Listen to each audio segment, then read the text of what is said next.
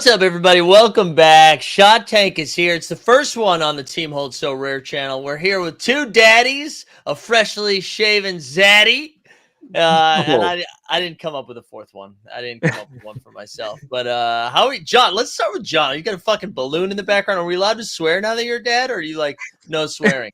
No, we can. I don't think she speaks English yet, but Oh, fuck yeah. Would she speak? yeah, I was Binks only. actually not really much. Yeah, I she's was going. trying to get my background to blur out because my room. This room's a disaster right now. Good, dude. Let's zoom in. But lowered performance, so I figured we'll just let it ride. I love it. I love it. Well, we're glad you're back. We're glad everybody's healthy and happy and banking. Yeah. You know, there's a lot of banking going on in that household. Jeb, what's going on with you, man? How are we doing? Doing pretty good, same as usual, just gambling and working. That's great, dude. I was not prepared for this clean shaven Jeb today. I know. Me either. Not prepared. Wait, weren't you? Oh, I guess that was the live before lock you did, right, Jeb? Yeah. Oh, that's why you're talking about the comments Yeah. in the chat. I was like, Yes. what the hell did I miss online? I forgot that. I was thinking that was Shot Tank without John. And TST, how are you doing, man? Everybody's got life changes around us. We got a new child in John's house. We got less facial hair in Jeb's house. What's going on? What's going on with you? I'm back at my house. Yeah, where have you? Oh yeah, Portugal. Yeah. Yeah. A couple weeks in Portugal. Missing the warm weather right now because it's snowing right now. So Is it really? that's not fun. So fuck you, Jeb, Jeez. and all your spike ball on the beach. Right? 6 months or however long it is until it's nice here again. Oh, nothing like a good Black Friday playing on the beach all day, right? Dude, I just took my dog out. My dog, you guys have seen the dog. It's got like a fur coat on, and even we went outside, and he was like, "Oh, fuck this, man. We're going back in." He's like, "I'll poop on these steps, and you're gonna bring me back in." It's like too cold. No snow though. It's just like gross cold. All right, this is what we're gonna do tonight. So we've been sitting on an MVP conversation that I haven't prepared for at all. I hope TST has. I was supposed to prepare something. Yeah, yes, you were. Yes, you were. We're going to talk a little bit about Sorare MVPs. Maybe we can sprinkle in some IST conversation. And then, Jeb, I know you had mentioned some like year 2 versus year 1 stuff. If we have time, we're going to squeeze in some underdog stuff about John's just victory lapping for weeks at a time right now. If not, we'll save that for the next episode and we'll lead with that. But the first thing that we need to talk about, just to go back to our roots a little bit, because there's been some time. Every once in a while, I might not be buying in the Top Shot marketplace. Okay, I might not be buying as much anymore, but I just like kind of try to keep a pulse of the people. Listen, guys, we're back. We're back. Everybody was losing their mind today, and it was done. And just to set the stage for a little bit, I think a lot of people have come away from with this being like, "Oh, it's the Carrion and Mets are boys." I just like to just to put some context on this. Top Shot Tony was created around Mets. Like, that's why that character was created. So I just want to put that out there. But Mets did some engagement farming, which everyone seems out on, except everyone's like, Portal. Like, so I don't understand why everyone's so mad about Mets doing that when everyone's being like, oh, dude, Trump or Biden, Portal. And so anyways, he also, my mic got louder. But he put something out there being like, hey, do you think you bullish, bearish, deadish, alive-ish about Top Shot? And if you complete this poll and tag 4 bitches, we'll give away something. And we're going to give away Wemby TSD. And then Eddie Dunks,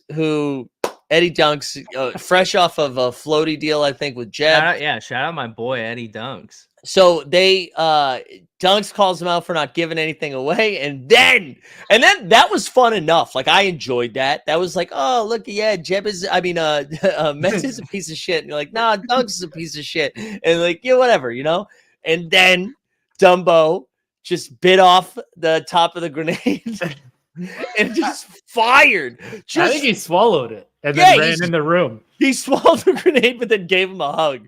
And it was like, we're going down together. And Dumbo, who, still works for them, right? Like, still an employee, was just like, he's racist. It did kind of feel. I'm not calling Dumbo Trump, and I'm sorry I'm like monologuing right now, but it did kind of feel like almost like Trump in a debate where he's racist. I've talked to a lot of people. A lot of people have told me he's a bad guy. He does a lot of bad deals. It was a lot of like that. And then everyone else got involved. And I just got to tell you, I haven't felt that alive since the First Mint was doing podcasts. Like it felt like Speaking of that, did you see how you can mint them or whatever? we could get some historical. We are back, guys. The First Mint's doing podcasts, but they're historical ones, and Mets is in it with Dumbo. I think like Top Shot is back, guys. Hell yeah. I do need a little bit. I do need a little bit more context here because I think for somehow when you don't tweet about Top Shot for 6 months, it really gets out of your algorithm. So, but I need a little more context. So, like, did it all come up because like Eddie Duggs checked the blockchain? It was like, whoa, Yeah. I have not seen a gift yet in the last 48 hours from this tweet. Like, So I ready? think- You want to know? think common Matt- thing that people are fact checking. I Well, think- I think it's because he said he was going to give a Wimby, right? Yes, Which is like yeah, a pretty yeah. significant like moment. So I think that's why Eddie like did his due diligence. To be fair, and he was like, Yeah. "Hey, you can't like you can portal coin all you want, but you can't like you can't troll this hard. Like this just seems dishonest." Which I think's a fair take. I mean, Yeah. at the same time though, it's Mets. Like we've known he's just like a troll. Like for 3 years now. Like no one thinks Mets is an upstanding citizen. Sorry, Groat in the chat. Groat every now and then just has one from the top rope. Every now and then Groat throws one out there. I love it. No, Yeah, I think that kid was taller than Mets, so I'm not sure if it's him. it was just so good. Like all of it was good. All of the replies were great. I love that it was over a giveaway. Like that was the most Top Shot thing ever. Mets has been saying crazy shit for 4 years, but people are like, "Hey, he didn't give away the expensive moment. He said he was gonna. Let's get him." Like that is the most Top Shot thing ever. Like it's not because you disagree with his beliefs. It's not because he says crazy shit on Twitter. It's because you didn't have the 1 in 500th chance of getting a giveaway or whatever. Oh, it was just so good. It was so He's good. had a hell of a story arc, Mets. I would say. I mean, I feel like Oh, he yeah. was. I mean, he was like. I would say he is like what people think AG is now back in the day, right? And like, I don't really know if that makes a lot of sense, but like he was like the most hated man for a while, and then I remember him going on somebody's show somewhere and like Tandy. he like had a little maybe Tandy or something. I don't know. He had like a little stint where he was like like an advisor of a bunch of things and like Ballers. He was an advisor of Ballers. Or Gaia. I don't think Yeah. being a Web3 advisor is like a real like job. Like I don't know, dude. He went from like a internet like that people hated. Mike created a Twitter like anti-Twitter account for. Then he was like a Web3 advisor. Then he was like, I feel like he was like JD's best friend for a little bit, and then he was like, yeah. I feel like the last like year or so, it's been like a real toss up between like, Yeah. does he like Top Shot? Does he not like Top Shot? Like he's kind of got a couple things going. It's here, the and most. It's the most bipolar approach to Top Shot I've ever seen. Where like at 9 a.m. he's like, everything is bad. Roham is a clown, and then at 9:45 he's like, we got to give him credit. We got to give him credit where it's due. My biggest regret of this entire run of everything that we've done here was when this was 2 years ago. We were doing the live show in Vegas, and I DM'd Mets, and this is before we had met, and he hated me, and I was like, dude, I got a really good idea. I'm gonna do something as Top Shot Tony. I want you to come out, and then we'll almost treat it like WWE, where it looks like we're gonna battle, and then we actually team up, and we're on the same team, and we walk out of there as like tag team champions. And he's like, "You've made my life a living hell for the last couple of years. Why would I do that?" And I was like, "You don't get this. Is a missed opportunity. This would be very, very funny." God. I'll never forget it. He big timed me at the penthouse for freaking who had the damn penthouse? Oh, we were The the judge. The judge at Yeah, the Cosmo. It's the judge. Yeah, Mets like I was like, "What's up, dude?" He like didn't know me. I'm like, "Later."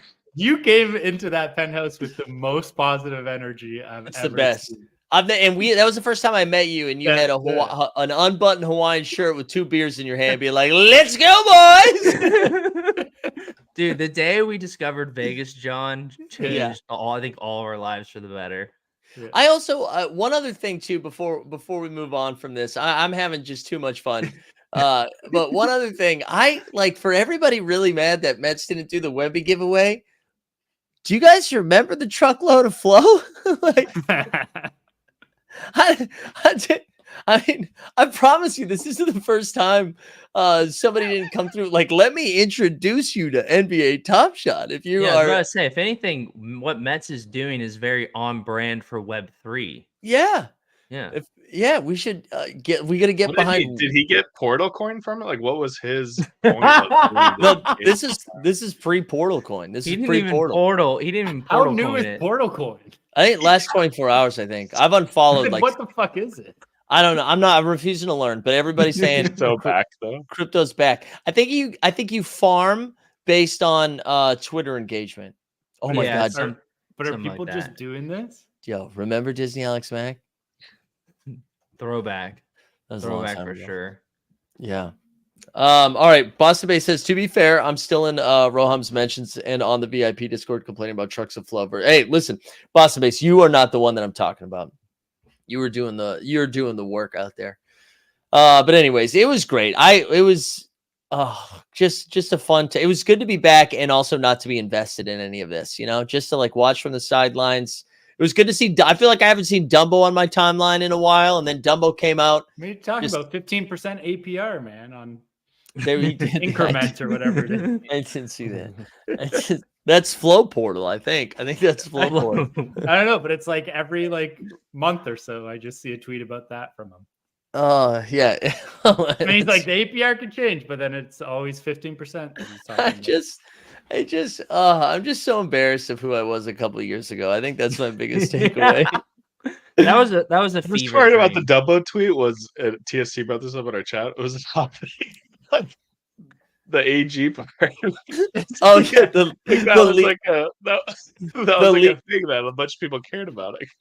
the leaking the VIP stuff, which like but doesn't like a day later they come out with a blog that everything that was said in it? Yeah, I know.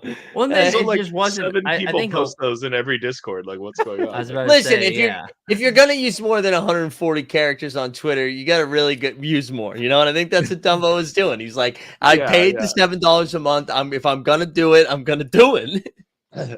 Well, it's like one of those things where like I feel like a rule is when you're creating a list and you put like etc. at the end, like you have to like at least have a couple more that you could potentially put in there. You can't just put etc. Like it has to like, so he was just getting to the end of the list. He's like, all right, screw it. I'm just gonna throw this one in here and talk.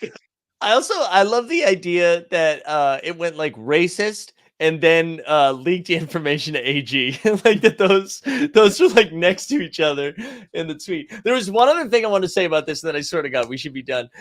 Prior to all of this happening, there was some Twitter account on some Top Shot Twitter account was like same TXX or whatever that was talking about a couple of shady accounts that were like buying and gifting and doing all of this stuff. And then there were like a couple of well-known people in the Top Shot community that might have been entangled in this. Like Davey, I think, was one of them. But did you say that because he replied to it? No. Oh. In the receipts, this like shady account had gifted him, I think, a Wemby or a Chet. Yeah, it was a Chet, I think. Yeah. And what I loved about like all of this happening at once is I am convinced, because the community is so small now and this is well-known people, that they are behind this Mets takedown, that they like paid off Dumbo. They were like, let's build this up. So we might need to bust out the 10 foil here. I'm loving this. I don't want to invoke the Top Shot Kingdom and Chewy and those crew, but I think Davey runs in that street. So like, what if it's all of them? And they're like, Dumbo, come on, man, this is about to get bad. Let's take down Mets. Maybe Mets also in that one, and he volunteered to be taken down. Oh. Well, if there was anyone that would ever agree to be being taken down publicly, it is Mets, right? That's true. That's true. Man, that To was be good. fair, that we might be getting back to full circle of like series one before we got involved when like all the multi-cutting stuff is just like, oh, whatever. Go have at it. It looks better. It looks better for us. Yeah. Yeah, Encouraged. more Up the wallets, numbers. more buys, more micro transactions, all the good stuff. All right, I was really excited to talk about that. That really did. I was having a tough day today, and that kind of like lit a fire under me. It felt great after that. Let's dive into some of the so rare stuff. So one thing that we've been teasing for what feels like 8 weeks now is TST's MVP deep dive. And so since we're, I think that's been a long topic of conversation of like when thinking about the champion format, whether it's limited, rare, super rare, whatever, is that like, there's like that big four that's very expensive of Luka, Giannis, Jokic, and is it Embiid, the fourth one? Is that who I'm thinking of? Who cares? Right. And then outside of that, there's kind of like a drop off and then a flattening. And we're just kind of like, what are the best ways to attack? Maybe trying to scoop an MVP, especially fresh off of that very successful Cyber Monday where people could spend a little extra and then maybe not get any reward because it was communicated poorly. But yeah, I don't TSC, I can like turn that over to you because I know you've been doing a little bit of a deep dive on it. Yeah, I got a little spreadsheet prepared here. Oh, John, he said spreadsheets. Let me just get it here. There we go. There we go. Throw that Boom. Oh, wow. Yeah, pretty much that's it. Jokic. All right, well, that was fun. Dude. Really, really, really good. Just came with bits. Came some. prepared with bits. Actually, I did that just now. I just thought of that. So, wow, you yeah. didn't even pay $5,000 for improv classes. That's Fuck. Wait, you guys haven't been paying Mike for those? All right, so been tracking this for a little bit. Over here on the left is so just for this is limited and rare for the different prices of the guys, so you can kind of see. I wouldn't really ever consider Wemby or Chet just because they're rookies and their price is crazy compared to what you'll be able to get like next year. First off, MVP score, basically you just get a point for being 10th, and then it increases all the way up being first of the game week. And that's how I decided like who is on this list. So you'll see some really crazy names like Boy Santi's down here, Max Strus from the first like game weeks. Jesus. So you got some randoms in there because that just means they were a top 10 player 1 week. But as you can see, like Jokic has just been crazy, and we'll start with Jokic because he's like a common theme, but then I'll kind of break down some other things. But as you can see across all the metrics that I've been tracking, Jokic is crazy. I want to pose this question to you guys. Do you guys know what his lowest game week was? Jokic's this season, what is lowest? Yeah, his lowest game week. What was his lowest game week? Take a guess. 45. 57. Oh, I would say 65 or something. So it's 46. Suck it, bitches. But after that, it is 61.5 is his lowest. Over half the game weeks, he's over 70. That's crazy. And that doesn't include 2 game weeks that he was at 69.54 and 69.7. That's crazy. And those are all scores before any sort of boost, any sort of percentage boost. Right. It's just so like essentially 7 out of the 10 game weeks we've had so far, he's been over 70. Wow. Yeah, man. So he's just been absolutely so dominant. A smash. Like he's just crushing everyone. Like last year, there was like it was probably, I don't know if it was Luka over Jokic, maybe. Giannis was up there, and then Embiid was there with them, and then Davis when they were playing. Like this year, it's just been Jokic, like hands down has been the best MVP without question. And the price is kind of reflected in that. But a couple different things. And I think part of what we're kind of going to be looking at is, okay, like obviously Jokic is the best, and Embiid, Luka, those have been obvious ones. Giannis has been turning it up, but he sucked at the start of the year. But I think the biggest question people always ask is like, what is like a discount MVP? Who can I go get? So I think it's interesting to look at some different metrics. So average score here is just their average score, but what they aren't penalized in average score, whereas they are in the other metrics, is if they don't play, it doesn't affect their average score. Okay. So, a lot of people, like knock Anthony Davis, even though he's played like quite a bit this year, but He still missed one game. Yeah, that's like kind of built into his price, I think, is in part that Yeah. everyone's just like waiting for him to be out. Right. Whereas this above 90% is basically the amount of points they are above the 90th percentile game week over game week, but you're penalized by not playing. So you get like a 0 if you don't play. And if you're below the 90th percentile, you just get a 0. So you don't go into the negative. And the reason for that is, like, in my view, if your MVP is not over the 90th percentile, you've lost. And it doesn't matter how much you lost by.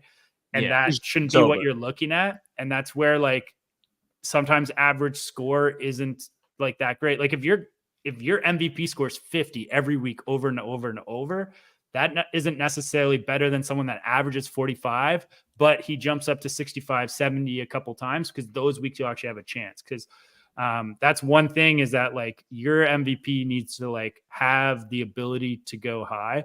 And just to kind of like show that, I just want to like look at kind of these 5 players, and it kind of will speak to a little bit our like the discount MVP, because if we look here, all their their limiteds are below $50, their rares are below $150, obviously, besides Victor Wembanyama. But I'm just looking at players that are averaging between 48 and 49, and if we highlight them over here, you'll start to see that they kind of spread out. And I think that's where like you kind of have to start to look at things a little bit.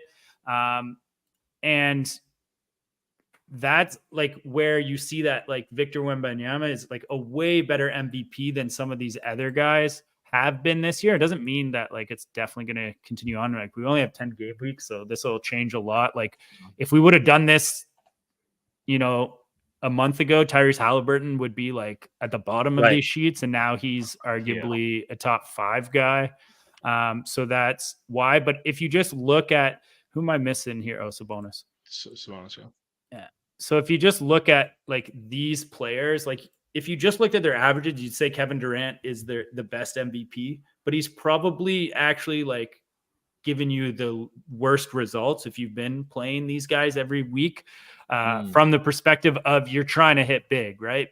And he did not play 1 game week, so he is dinged in this metric for that. But I think that's kind of important that your MVP is playing regularly if you're looking to like invest in someone. Sabonis is like kind of pretty average, like he's in the same rank in both of these. But it's your Wembanyama and Maxey that have shown that, like, maybe he only puts up a like 31 week, but whether he puts up a 30 or a 48, that's not really going to change your lineup if they're your MVP. Obviously, if you're squeezing them in at a lower cap, and at times Wemby you could were those, then it's your Maxey is probably the one that's been like the best out of this group. I kind of just throw out the rookies because I don't really think that anything. I'll be interested to see how this shakes out because as players miss time and stuff like that, you'll be able to see kind of here who's been more reliable versus their average score. But mainly everyone on this sheet has like played most of the time. But yeah, that's basically what I've been looking percentile. How does 90th percentile compare to top 10? Like is the 90th percentile like the top 5 players or something? Or no, 90th percentile. I mean, how many players are there in a game week? Like 200 or so. So like 90th percentile, we're talking like somewhere between 20 and 30, depending on the game week, probably. And like to give you just like an idea of like what those scores have been, like here's our 90th percentile week over week, somewhere between 40 and all the way up to like 46 points. So that's where it's like, if you're not beating that with your MVP, then like it doesn't matter how far away you were from that. Right. And that's where it's like, you got to be thinking like you need someone that can like smash way over versus someone that's just going to consistently give you like 50 doesn't really help that much. Yeah, no, that's a good point. But like you almost need two of these guys, don't you? Right. Well, yeah, that's the thing too, is like some of these guys, depending on the game week, you can fit in, right? And that's where, some people will play the like two cheaper ones and then like whoever's higher becomes your MVP. But I think it's also like, speaking to that, like some of the price stuff is kind of interesting and kind of like falls off a cliff.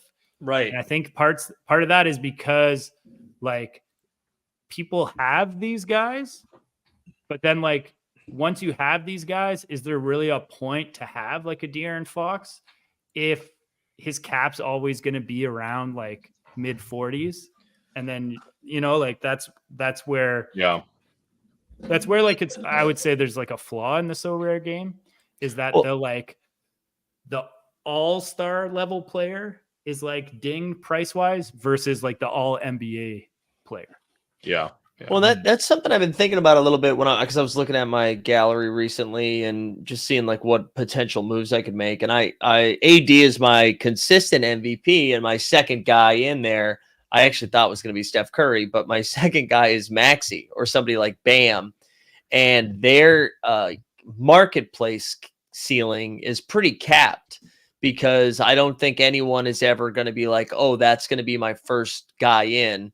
And so, like, what kind of value does somebody like that who has a cap of 45 to like 47, but like Bam has been awesome this year. He's been so good as a fantasy play. Yeah. But he can't be your MVP. And then if he's your second guy and you're like, man, I'm wasting a lot of cap right there with Bam. So it just keeps his price way down. Maxey is kind of breaking that mold a little bit because we've seen him like clip 60 a couple times, but you're right. That is like it's a weird dynamic with the marketplace with some of those guys. And I think the only time that wasn't the case where we saw was with the in-season tournament where you had enough cap to stack two of those guys. Yeah, that's a good point. Oh yeah, true. Yeah.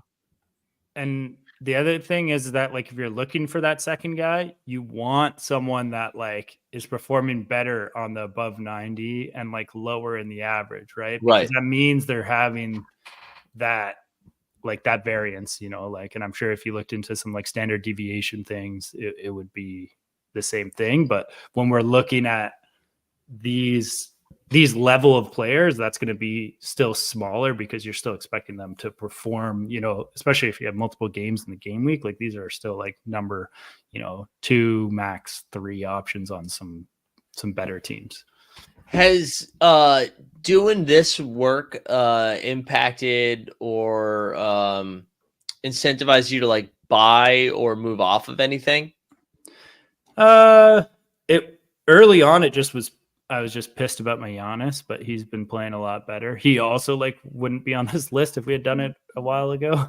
Mm-hmm. Him and Halliburton have played a lot better as of late. I have a Jokic limited, so I've kind of been okay. Hadn't had to think of things there really. The other thing I'll say is that I think the in-season tournament put a lot more guys in play. Yeah. Of that like second level, in part because the cap was greater. And also because of like you didn't have as depended many on choices, who played, right? Yeah. Different people were playing, so I think that's like something interesting. Maybe like making a higher level cap without going unlimited, because like once you go unlimited, it's like okay, who has like the most money, biggest bag, yeah. Whereas this, like, because these guys are so cheap, then you could argue that like it's available to a lot more people. But I want to ask you guys, like, based on this and like kind of looking forward a little bit, like who would be, that like discount guy that someone asked? So like let's look under $200 rare, under $50, under $50 limited. So like we're talking LeBron, Donovan Mitchell. We'll say he's in there, even though he's not technically. Desmond Bane, Tyrese Maxey, De'Aaron Fox, Damian Lillard, Trae Young. I think it's Maxey and Fox are the two that stick out to me the most. Fox has shown, and I don't think I still give Fox enough credit for what his upside is, because I'm like, oh yeah, he could score 35 points in a game. But you look at his box score the last couple of weeks, he's also been doing like 35, 8, 4 steals, stuff like that. So I think Fox and Maxey are the ones that have the two super ceilings. And I don't think people think Maxey has that ceiling because he plays alongside Embiid. They're like, oh yeah, sure, he's taking a leap. But he's got 61 for me this week with Embiid.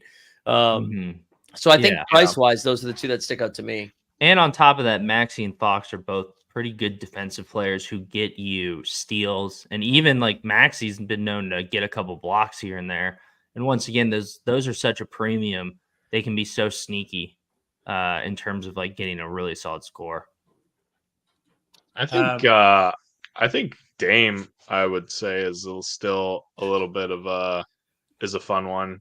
I just think that I don't know. I feel like he's a guy that we could be talking about a little bit more in like a month or two from now. That it's the Bucks haven't really figured their stuff out yet, and I mean, it's not like Dame forgot how to score 50 points. Like he's gonna have some of those games pretty soon, right? And he's gonna have some blow ups, and I think they're just trying to figure everything out, and yeah, I think he's like that ceiling that we haven't seen yet this year, but like, I mean, there's been 2-3 week stretches where Dame's been like, up there with the Jokic's, the Lukas, that type of stuff as it relates to scoring, consistently. And so I would bet on it going back to that at some point. To kind of piggyback off that, because I definitely agree. The guy who's actually miraculously the cheapest guy on here is someone that I think definitely will pop, and that's Bane. I think he's at the top, pretty near the top. I thought you were talking about Max Strus, Gordon Hayward. No. Gordon Hayward's the cheapest. But the LaMelo Ball injury, that's what you're Bane showed us last year that he has like some pretty insane ceiling capability. And I think just there's a lot of people that are really down on him because he didn't take this giant leap for a couple reasons. One, he's had to be the number one guy. Two, the guy who's kind of his 1B, if he's the 1A, Jaren Jackson Jr. has been a disappointment as well. But I think when Ja comes back, that takes just a lot of defense off of Bane, where they're picking him up full court. They're doubling him because he's really the only guy who can create his own shot. And I think that'll really open Bane up to have some really solid ceiling games.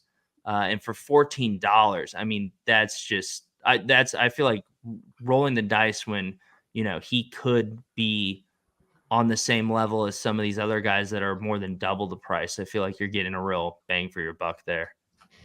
Yeah, Bane's biggest problem so far is that he's only playing 3 quarters. Like the game's over already. But Ja's back in a few games, so Bane's been great. I have Bane. I have both Banes. I have a rare and a limited Bane, and like he's kind of he's a tough guy he's a tough guy to have because like you kind of play him every week because he projects well and like he does score really well, but then yeah, like Mike's saying, I mean, freaking Grizzlies suck this year. So he kind of puts up some turds. That'd be another interesting thing.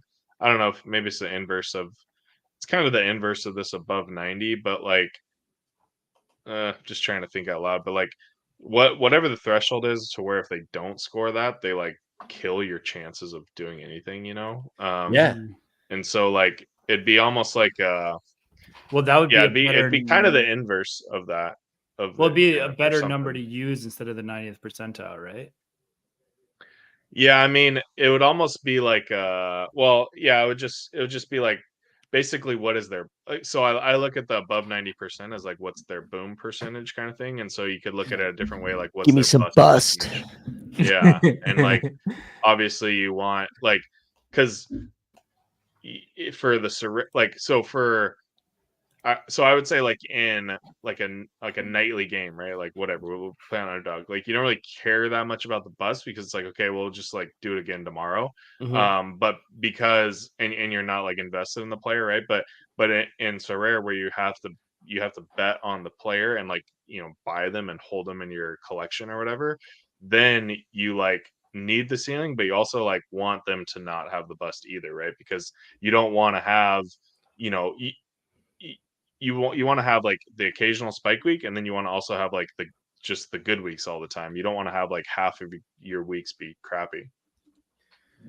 Yeah, I'm trying to think of who a good example of that is. Like, I would have said Evan He's a pretty Mobley. good example. Who? I would say Scotty's a pretty good example of that Yeah. too right now. Yep. Yeah. Especially now that Pascal's been playing pretty good. But like, or well, the other point I was gonna bring up is like, I feel like that 40 cap range, like the mid to high 40s, is like such a tough range to Yep. like just be a player. And I know you guys were talking about that earlier with the kind of the all-star level players, but like Courtside brought it up with the 140 cap, but like that was definitely is definitely fun. And I think there's like a reason why, Bane and Scotty are so much cheaper. And like, I don't know, I'm just trying to look at some of those other players that are in that range that I know of, but like there's a reason, like I know Brunson, I have him.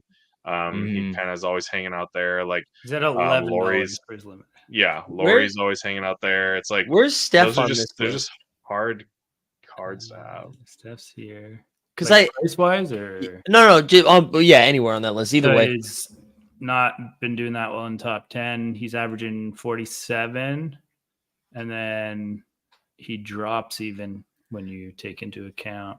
because I think that's the top of that that range that we're talking about, and I think it's I think it's surprising. Like I just wouldn't have pegged Steph to be like a bad play most weeks, and he like legit is. We were talking about this at Live Before Lock into this game week, and I know he had a solid game last night, but he's going to cap at 38 and a projection of 38, and it's like, wow, wait, am I not supposed to play Steph? And they're like, yeah, you're not. Like he's not a great play. Yeah, I mean he's just unfortunately on a horrible team. And I think that just really puts a cap on him. Similar to Bane, but at least with Bane, we have Ja coming back, and that might open up some new opportunities. Yeah. That is a weird range to navigate. It is crazy how Wemby is doing. Yeah. As a rookie to be out there and just playing that. And I mean, again, because this game is geared towards steals and blocks. Like if you are going to rack up like 4.5 to 5 stocks a game, and if you do no other stats, that's like 15 points a night, or so rare points. That's why Chet's up there too, right? Yeah, yeah. Where's Evan Mobley? I think John kind of mentioned him before, but he's another guy that can get you just an insane number of blocks. Where's he over here? He was down a little further. Yeah, so he's averaging 40 right now. And I guess another thing just to mention is this is like their average for game weeks, not per game. Right. So, when you're I putting think in that's some right, nuds, it can lower some caps. This is great, TST. And for like $49.99, you can get access to this spreadsheet. Is that right? Yeah. Especially tab 4. Yeah, tab 4. Let's is there anything else on the MVP conversation before? I want to make sure now that we're 40 minutes in, we touch a little bit about something Jeb brought up a couple weeks ago. We good on the MVP combo? Yeah, we good. I think we all kind of feel aligned too on those. I like those call outs. I was going to bring up Sabonis at one point, and I was like, I actually don't think that's I like Sabonis. I think Sabonis is a good fantasy player, but at no point is he winning you a week. I don't think if he's winning you a week, he's your second guy in. Yeah, or Fox is sitting. Yeah, even then, yeah, but not really. Fox is like the Kings suck without Fox. Yeah, you want to give it like, Maxi's probably a better example of like, well, not really sucks tonight, but like if Embiid sits, Maxi's gonna go off, but then he doesn't go off tonight, so whatever. No, I feel like Maxi weirdly plays much better with Embiid. I don't know. At least maybe it's just recency bias, but these last like 2 or 3 games he's had with Embiid, he has just been bad. Without Embiid, you mean? Yeah. Mm-hmm. Yeah. Sorry. He's got 18 points and 4 turnovers tonight. Not great, Bob. All right, let's do Jeb. I know there was something you had mentioned taking a look at because I think you did it with a Zion. Maybe there was another card you had mentioned it where like Zion and Brunson. Go ahead. You just go. Oh yeah, so I think at the beginning we talked about this when this S2 kicked off, and we were all like, yeah, none of us are really like trying to buy new cards because we know that the price is inflated.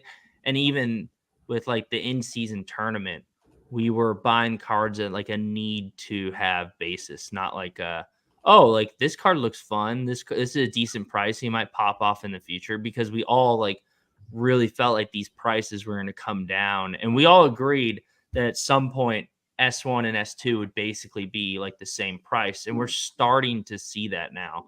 And so I just think it's like a very interesting conversation to start having now that's a little more tangible. Because I know the two things I wanted to talk about was, one, I know last year we talked a lot about like, oh, you want to build up like your XP. So this is a card that you have like for years to come. And like by the time we enter S2, you'll still have that 5% bonus on it if you've like been playing it the whole time, and then you can continue to build from there. And for me, I've kind of pivoted, and I'm curious what you guys think about this, where instead of like I had a Brunson that was close to 5%, but I ended up selling it and then buying the new one, because I was like, oh, the new one I think has more utility right now, because of like this in-season tournament and other stuff that's probably going to happen in the future. And so I was just curious what you guys thought about that. Are you, when you're buying the new cards, are you keeping your old ones? Are you looking to actively like renew them, almost like flip a S1 into an S2? Like, do you value the S2 a little more, a little less, like stuff like that? I think I have it's not a science, but I have like there's like a fake number I have in my head when I'm looking. Fake number, baby. Yeah, and I'm like, if it non-real is numbers, baby. right, like so Caleb Martin was a the good teacher player. at TST is just geeking out right now. There are no fake numbers. Caleb Martin was popping this week, and I was like, oh, let me see what he looks like. And Buddy Hield, that's another example. And his year 2 card for rare, I think the Buddy was like 46, and his year 1 was like 22 or something like that. There's a big gap, and I was like, fuck that. Like, I don't need that bonus. But like for the examples that you've brought up, where there was another one that I got a year 2 recently where it was just like a $4 or $5 gap, and I'm like, okay, yeah, I'll make it. But it's more, I'm not intentionally going after it. I'm just kind of taking a look and seeing what the discrepancies are. I don't know. What about you guys? I would say, I value being first on the blockchain. So Series 1 is always going to have a special place in my heart. And I think, everybody's going to want a Series 1 LeBron when they come back to Sorare in 5 years from now. So I'm sorry. The funny thing is that that's actually going to give you an extra boost when they finally come out with it. When they come out with it? If you're the only person to own the card, it gets a boost. If you own the Top Shot, you get a boost in Sorare? Yeah. Only if it's Series 1 though. But John, I've been mainly playing Series 1, mostly because I just I'm not a good guy. I'm not very good at being in the marketplace and buying and selling things. And so I pretty much just use what's in my collection every week, which is probably why I suck so much at Sorare this year. But I should get a little bit more active. But I think, yeah. No, I was just gonna say, I think because that's what I was gonna ask. I was like, you're like, hey, I went ham last season, picked up some MVPs. I'm good to go. I'm just going to play what I have. I don't really need to worry too much about the marketplace right now, right? That's kind of like how you've been approaching it. Yeah, and I have I also just have a pretty good, I don't know, there'll be some times where I want to, file through some guys, but I feel like I do have a pretty solid, like group of, like I have my solid group of like Bane, Scotty, Franz. Those are kind of like my 3 main guys that I feel like are, one of those is always like relatively cheap projecting, or relatively low cap projecting well for their cap or whatever. And so I don't know, I just that would be the group that I would want to try to move around the most in, because that like high 30s low 40s group I feel like is one of the more valuable ones. And I feel pretty content with where I'm at right now with that. But that I feel like that's kind of the most important group to get right, and that's where I'm interested in looking at TST sheets a little bit, as it relates to some of those guys who maybe aren't. I look at it more as like they're not necessarily like they probably won't have your MVP slot, but they could have an MVP type score, which is Right. really obviously very useful. And so, anyways, that's just a side tangent there, but like as it relates to leveling up into Series 2, like I mean, I don't know. I am basically only doing it on an as needed basis, like what I needed to do for the in-season tournament and stuff like that. I will say when I'm going to buy, like sometimes I'll just have like nothing that fits a number, right? And I'm like, I just really need like a better cap of 17 or something this week. And so I'll go take a look. And I think I kind of do the fake number thing too that Mike was saying. And I'm like, just kind of pop them up. Yeah. And I'm like, I mean, this is only like a couple bucks more. I might as well get the Right. new shiny card or whatever. But yeah, if it's crazy or if there's a big gap, then I won't. But definitely not giving too much thought into it. I'm definitely not leveling things up, although I probably should look into that. Because yeah, I mean, like you said, I mean, I don't know. I guess if you were to play, so I guess the counter to Jeb's statement, right? If you have a series 1 that's a 5%, and then you buy a series 2 that's a 5%, is like if you just keep playing the series 1, right? Like you're never going to lose those XP where you are going to lose the series 2 XP, I guess. So Right. like maybe it just makes more sense to keep firing the series 1, but Yeah, I but mean, is there like a cap on that? Like am I going to have a series 1 XP of like 25% at some point, or is there no, the 5 is the max. No. Oh, it Oh, is? yeah, well, I think so. There No, is that a was cap. 10. It's 10. Oh, that's Is it 10? 10%. Yeah. So we haven't Oh. reached it yet. Yeah. So, like, I think it takes a long time to get to 10. I think. Like, I don't think if you played your card that you got to 5% last year, you're not getting it to 10% this year. You're getting it, I think, to like 7%, maybe. I don't know. I remember Andrew Laird kind of laying it out because they've already kind of experienced all this on the soccer side of things. Yeah. It takes like 3 years to max a card or something. Yeah, 3 or 4 years. That sounds about right. damn. Yeah. So yeah, exactly. So courtside's saying, yeah, you can get to level 20, which gives you 10% there. So I mean, theoretically, like the S1 could hold more value over time, but I don't know. Like I've been finding myself, like especially a player that maybe like I'm not super hyped on, like me all last season. I was just wheeling and dealing, like buying and selling all these guys. So like if it's not a player that I'm super married to, I've done the kind of the opposite where I'm like, oh, you know what? I'm going to sell this Brunson that I have for S1 because for one, like I take the profits and for $1 extra, I could turn it into an S2, which at least right now I think has more utility for what Sorare has shown us the season's going to be like. And yeah, I don't know. Like part of me is like worried that's kind of short-sighted because like, I mean, do they reveal some sort of like S1 only contest or something like that in the future? Like, yeah, I think they would only do that if there was like backlash. I don't think that's probably. I get that's just speculative, but I don't think that they're like, oh, we need to give S1 utility. I think they're probably more focused on like what we saw with the in-season tournament, like getting people to buy the current year because I'm sure that looks better for their numbers than buying the stuff that like came out a year ago. Would be my guess. I don't know. Maybe they do a year. Well, just offer more contests and people will buy more stuff. How about that? Yeah, I mean that's the key, right? I mean, Give I think away cash instead of cards. It's easy, right? Like well, I mean, you also only have so much cash. No. Get more. These Web3 companies, dude, they're flush. Yeah, VCs, bro. What were you gonna say, TST? I was gonna say, so definitely like the playoff tournament that they're gonna do, I assume very similar to the in-season tournament. Yeah. Hopefully we get another something in between then and now, maybe something every couple months or whatever. But those are for sure gonna be the same, requires season 2. But going back to like the boost, like it's exponential. So like a card that's like, say you have a card at 5, and yes, at the end of this year it might be at 6, and you're like, oh no, but like you can get a card almost to 5 by the end of this year because it goes a lot faster. to level up. So like a season 2 card will be able to catch up, even if it's a % behind the whole time. It's that I find is like not that big of a difference when this year you'll be ahead by like 2% after like a couple weeks, a month or so. And you'll be able to use it for the other one. So once they're the same price, like to me, it's close to the same price. It's season 2 because of those other contests. If they weren't required for contests, then I would be like, nah.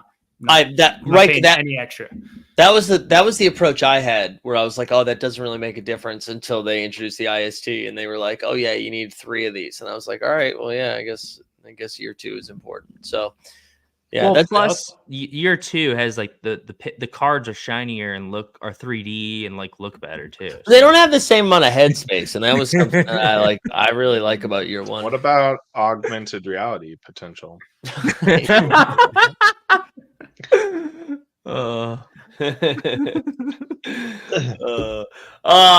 Should we wrap up let's wrap up with those are good stuff, guys. Good things that we brought to the table. Wrap up with just like IST thoughts in general on the So Rare streets, then we'll get out of here, and then we'll save, just because we're close to an hour right now, we'll save the Underdog stuff for next week. We'll start with that.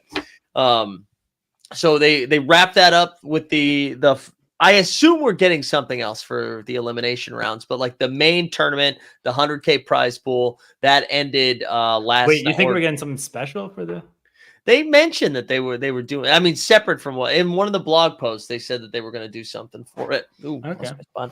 I mean, maybe we haven't heard anything since then, but it did say something. Maybe just a game week contest or something like that. Yeah, I think one of the issues they're going to run into with that is that the regular season's still going on, right? It's not like basketball stops for those 2 games, 2 days. So yeah, who knows? But anyways, yeah, it all wrapped up last night or today once the scoring was fixed. And TSC, you ended up top 100. No, top 100. 105. 105. Let's go. I think I finished. You did. Oh, sorry. No, go ahead, Jim. I was gonna say you did well in the common one too, right? I got like 300th in the common one, but the last 2 weeks I had a player not play. So sick. Yeah. Same. Freaking Jimmy screwed me. That's who it was. Jimmy. I think I finished 160, 150 something. I ended up somewhere in that range. I forget. I moved up like 10 spots, I think, from what I thought I was. So John, Jeb, how did we fare okay did we do advanced, the common? What did we do? I got 800. Yeah, I did. I sucked. Yeah. I got 800 in advance, and looking back, I should have like paid attention to the way you guys were talking, because you guys were like, oh yeah, like I barely broke 200, and I was like, oh, I put up a 150. And by the time I was like, oh, maybe I should just sell out of this and like just give up because I'm not going to do anything, I was like, oh, it's basically over, so whatever. I think any like takeaways from the gameplay itself, I guess, because like assuming we get more cumulative type contests, was there anything a working scoreboard be nice? Yeah, I know. I Don't was get gonna locked into Jalen Williams just because like you have him in your account and you feel like you need to play him every week because he's stocked. I was trying to start positive.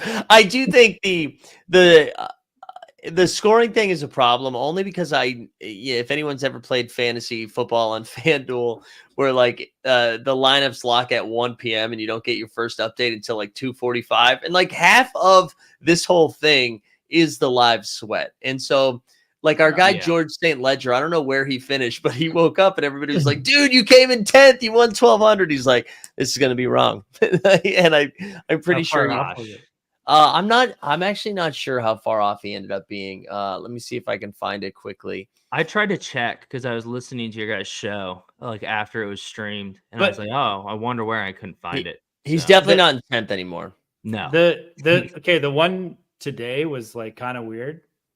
Okay, and it kind of sucks. But like that, like you couldn't change anything. Like it was actually fine.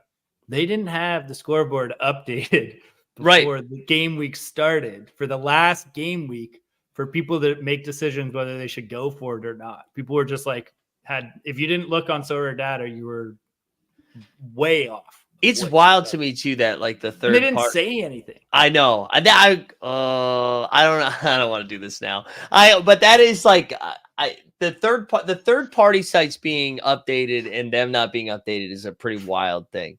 That is a pretty wild. Yeah. Because I know they had, again, the not saying thing is something that like sticks out a little bit too. Like that, you probably should have been like, "Hey guys, the score is not updated. Go to Sorare data to get your accurate score." Because especially because it's towards the end, right? It's not like it's week 1 and you have time to punt a team if you need to. I do like, and John, you kind of brought this up, just like having an extra contest. Like I love this idea of like fucking around with a cumulative tournament for 4 weeks. I thought or 6 weeks, whatever it was. I thought it was a lot of fun. Cumulative thing was awesome. I think the drop a low score is a lot of fun. Yeah. Because it keeps I you really in like it that longer. a lot. I think like in the playoffs, probably people were just like, well, like I got no chance because I messed up this one game week or whatever. So I really like that like change if we're looking at to the playoffs one. And I think like the in-season tournament works so well for them for this in that like it just isolated a like specific day, games, and it like changed so much. And the like one game aspect like kind of put people on a more even level, like playing field in a way. And you can have flukier really stuff happen. Yeah, and you just got so much like more angry because you'd play a guy and get 15 in the in-season tournament, and then the next day he'd get like 60. And you're like, not only did I not get that score for the in-season tournament, I didn't put him in my lineup where that one would have counted. So I think it was fun. Yeah. I thought it was super fun, and I thought it was like the infrastructure and the rules around it were super well thought out. Like that was like, and from the beginning, that's what made me want to participate. Was just reading through it. I was like, oh yeah, this is sick. Like, I just want to. I just want to participate. Like improve the common like prizes though a little bit. Yeah, I don't even know what to bag. Yeah, man, I was getting ready to make a duffel bag joke. Man, that my duffel bag and my backpack were my luggage to Portugal. Nice, dude. Oh, was that just to like flex a little bit? Where you're like, maybe somebody will recognize me? No, that is the bag situation around here. No, but you know what the prizes for common was? Commons. Dude. Yeah. Well, and a famous person said, "Commons are commons are commons." And top 10 got like early access to Rivals, whatever that is. Me too. That's pretty twisted. So I got like 800, and I think I got the same thing as first place. Like, what'd you get? Tier 1. It was top 5% all got the same thing as first place, except that they don't get early access to a game that everyone's gonna have access to. Well, yeah, but that's what early access means to you. You get it early. But first out of what 50,000 people. Yeah, dude, just get it. Fucking eat your Pascal Siakam comment and move on. They're gonna tokenize the early access so you could resell it, dude. Yeah, I love this space because like I don't game any NFTs. I love this because I don't know if that's a joke or not. I was like, maybe they are tokenizing it. I don't know. All right, let's call it there. Good times all around. That was fun. We'll close with Jeb. I'm in 9th place in the buzzer beater. There you go. All right. Yeah, but still one more game to go, though. So relax. I know. Fucking Tyrese, man. Yeah, Maxi was pretty bad. TST, what do you got going on these days? I don't know. I'll put a video eventually. All right, sick. John, what about you? Well, just mainly diapers and burping around here. That's what I do. Also, no videos and thinking. That's and thinking, just playing Underdog. Jeb, yourself? We'll try to crank out another video when I can. Actually, after this, going to go celebrate actually George Bush's birthday, which is tomorrow, but we're celebrating it today. So happy birthday to him. We got early access. We got an actually Jeb Bush birthday around the corner too, correct? Yeah, and it's your birthday as well, right? That's right, right around the corner. Birthday, Mike. Yeah, not yet. This Sunday, Saturday, right? Sunday. Mine's Sunday. Monday. So. Yeah, Monday. Jeez. Sunday, so it'll be exciting. There we go. That's it. Yeah, Boston Bay says enough about you guys. How's the baby? Yeah, how is dad life, John? Dude, dad life is great. It's definitely was a little bit rocky for the first, week or so, but we've gotten I feel like we've hit our stride a little bit and Nice. getting the routines figured out, and we just did a infant photo shoot yesterday, or newborn photo shoot or whatever. I got some early access to that. Yeah, infant that's photo shoot. all that's been tokenized. yeah, Jeb's already selling those as NFTs. But yeah, no, it's awesome. It's awesome. I love it. We're having That's a lot great. of fun. That's awesome, man. Congrats. God, what do we got coming up? What's today? Today's Wednesday. Tomorrow, the NBA bit will be at 9 a.m. tomorrow, and then value hunting will drop on this channel tomorrow as well. And then Friday, we'll have the NBA bit. We'll also have the Underdog happy hour in the afternoon. I think that's going to be I think we're going to move that time up an hour because I was streaming at the same time as the Badge Bros. I didn't know that, so I don't want to overlap with them. And then we'll be back here for Live Before Lock at 5:30 for the new game week, for game week 12. So that's it for all of us. But Jeb, what's going on? Give us a UFC. It used to be the UFC Strike Minute. We've rebranded to the UFC Minute. What's going on? Well, first of all, I would like to say Michael Porter Jr. right now is just absolutely going nuclear. So. There you go. We love to see that.